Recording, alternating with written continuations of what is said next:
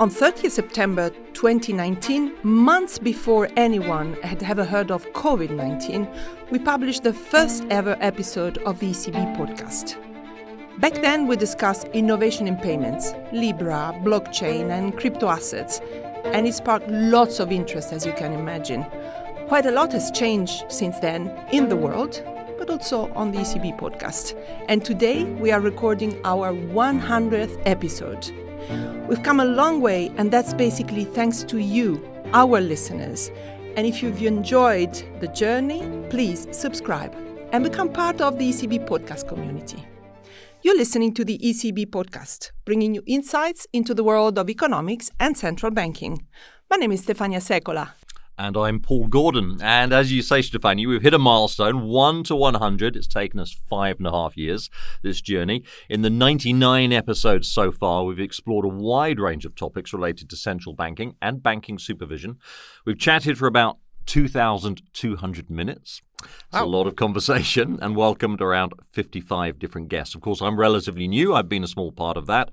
But what are we going to do now for our 100? Well, as the two regular podcast hosts, of course, we usually interview ECB executive board members. That's key. Experts from within the bank, also experts from outside the bank. Yep. It's been quite a variety. Today, we thought we'd do something different by reflecting on these 5+ years of podcasts. And there will be a couple of surprise guests. So stick around for that. Sure, but before we kick it off, let me say that we would love to hear more from you, our listeners. For that purpose, I already had the pleasure to interview some of you who are visiting the ECB here in Frankfurt. And I asked, what is that you would like to know more about? Here's what you said. I would like to hear about digital euro. I think it's really a growing topic today, and a lot of students would be actually interested in hearing from that. I would actually love to hear a podcast on the health of banks, of European banks, and how they would survive like probably an ecological crisis or something like this. Probably on the way people decide on the interest rates they're going to put into place, like what research do they do, and how do they ultimately take the decision of saying right now we will put it at 3% or whatever. And those are really interesting points, as really they help us shape future podcasts. So please tell us more. For example, what is your favorite episode, and what is that you like or you don't like? Why and when do you listen to our podcast? Let us know in the comments or on our social media channels. Paul, you joined the ECB's communication team in 2021 and have been hosting the podcast since last summer. Why are podcasts useful for central bank's communication in your view? It's an interesting question, and frankly, to me, it's quite amazing how podcasts have taken off in recent years in general. They date back at least until 2003. This was the development of RSS feeds, really simple syndication, if you want, which made delivery of content easier in general. But it's more than that, I think. What helps is that because of the rise of this highly mobile equipment, smartphones, tablets, earpods, they're highly versatile. And so you can listen to them anywhere. I normally listen to them while walking or running or in the gym, for example. And a lot of people do that, which you weren't able to do very easily in the past, in the old radio days. And of course, the variety is vast. True crime podcasts, I think, are still the most popular. Yeah. But I'll make a different type of recommendation later on for a podcast. Coming to the question of central banking and economics podcasts, I think they've got a bright future. I think they're very useful. It allows us to explain what we do and why we do it to a large audience that we might not normally reach. Because people work, of course. They don't have the time to listen to the press conferences, the speeches that tend to happen during the day. So this is another channel and a very important one. Yeah, and audience being really a very important point for our podcast, but in general. But what do you think is so important for people to know the ECB and what it does? Well, it's not just about transparency for the sake of transparency, of course, is it? It's explaining what we do and why has a real-world impact, and this is critical. So our mandate is to keep prices stable, Yeah. as you know. If people understand what that means in practice and how our tools actually work to achieve that, then that affects their expectations of future inflation and therefore their behavior when they spend or save money. Yeah. So if we get it right, that in itself helps to keep prices stable, but we have to reach people. Yeah, I agree. Central banks need to be transparent and understandable. And with the podcast, we really can go to the bottom of things, right? And I would like to add another point. With the podcast, we can also turn things around and listen to our listeners. When you host a podcast for a while, you get a good sense of what works and what doesn't. And also, if people say, yeah, podcast is a very much one-way street, a kind of tool, well, yeah, but also not really, because if it works, it works. If the listeners tune in, they tune in. And if they don't, we understand maybe the topic doesn't work or whatever else doesn't work right. And we also want to enhance this engagement with our audience. And it's not by chance that, for example, we increase the dialogue with our AskECB episode, which we publish in October 2024. And that's going to be linked in the show notes, but it was an interesting one. I remember it well. What is it that made that episode so special for you? Well, it was very special for me because it's the first time we invited our listeners into the podcast. Of course, not physically in this room, but we asked them to send us their questions and record voice messages on Instagram, and we answered those questions on the show. You might remember there was a question on Swiftflation. So somebody asked, I remember it was Rebecca, her name. She asked the potential impact of Taylor Swift concerts on inflation in the cities where she's singing. Another one was on the new series of banknotes for the future, of course, and another one on digital euro. And for those of you who want to know the answers, as Paul said, check the show notes. I mean, the Taylor Swift example is a great one. And it's what I love about economics and central banking, because often people think of it as very esoteric, but there's a real world connection, and it helps on shows like this to be able to explain them. And the interactive element is great as well. And with people like Taylor Swift, the Taylor Swift example, it helps to connect with younger people, yes, but not just also the not so young people. There are fans across all age groups of Taylor Swift.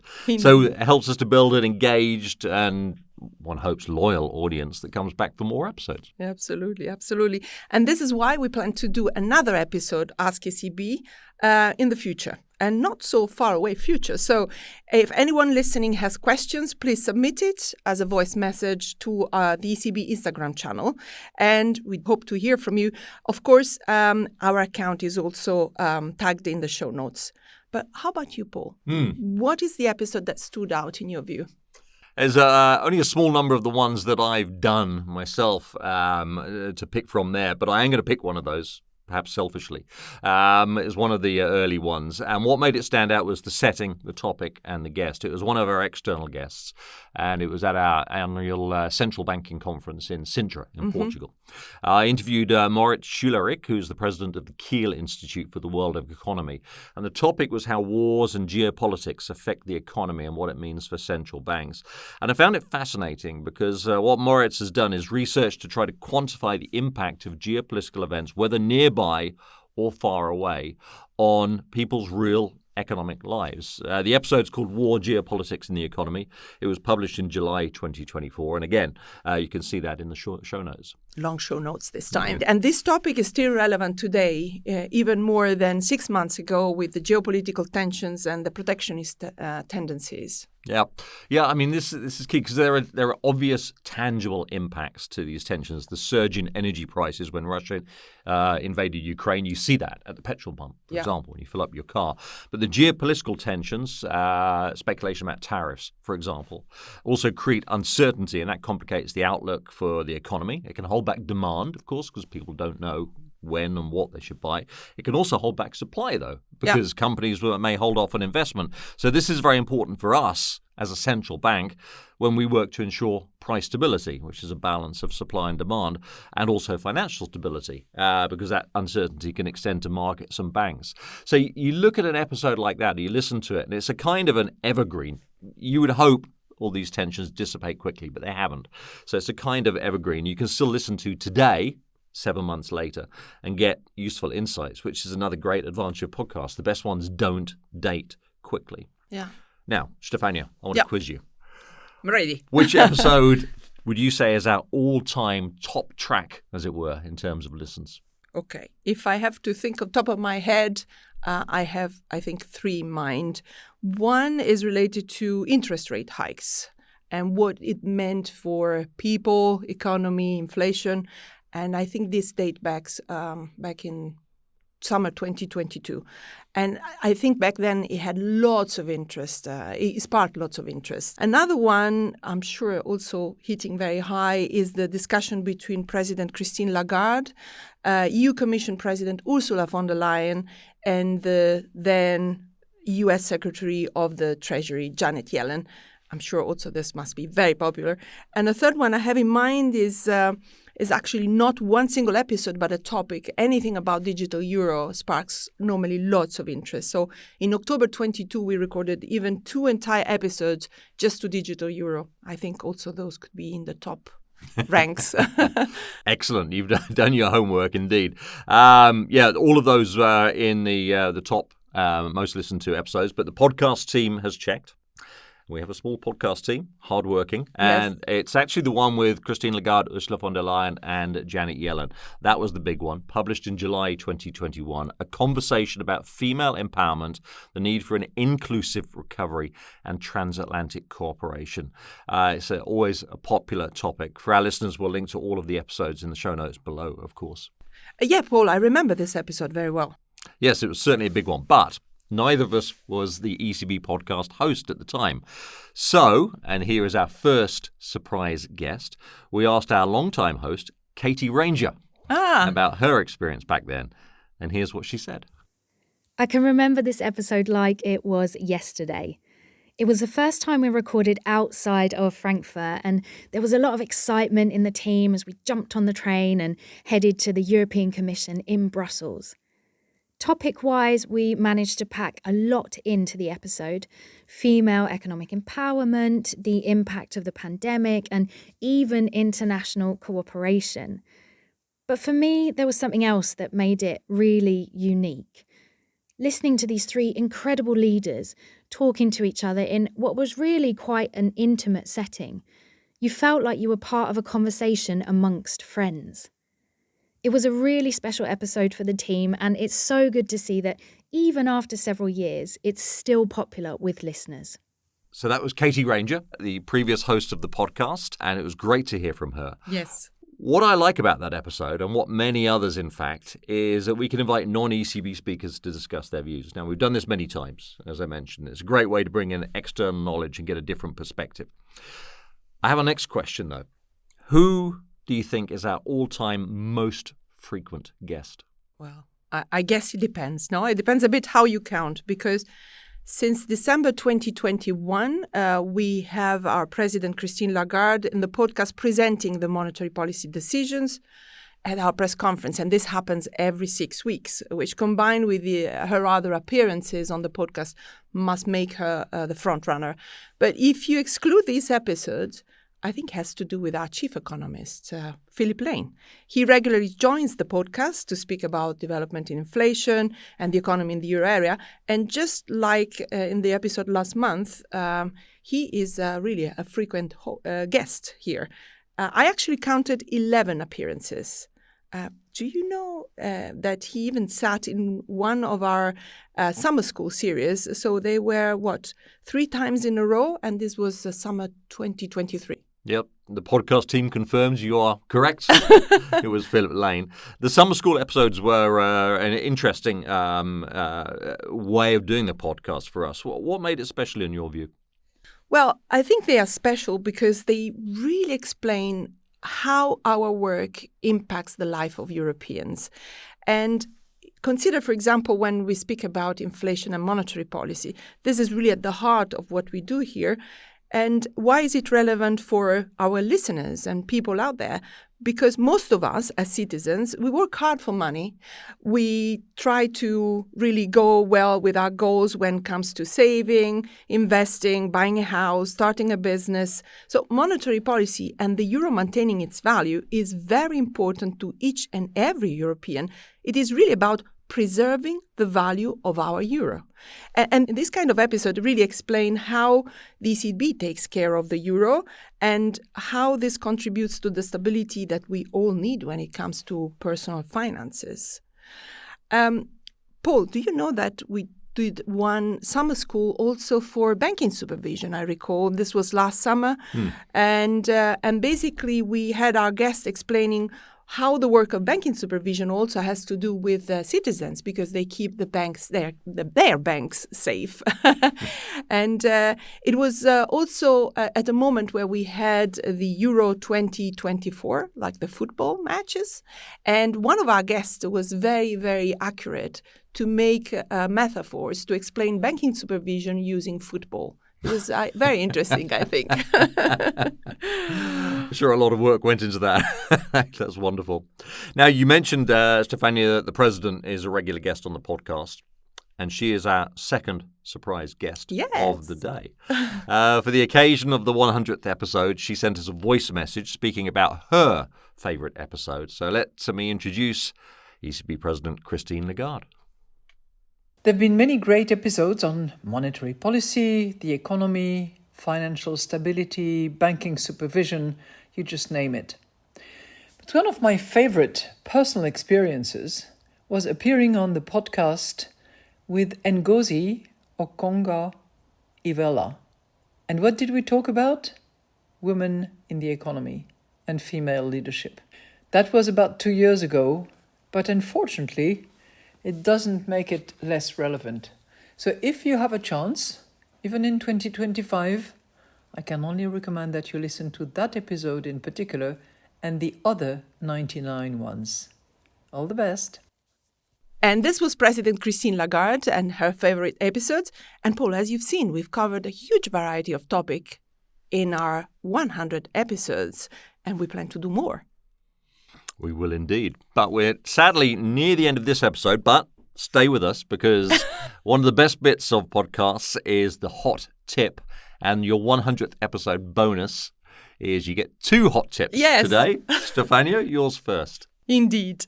My hot tip is to use this 100 episode old podcast to announce a new birth.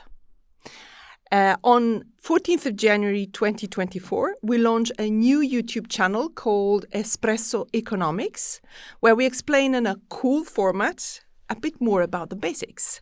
So how does inflation work?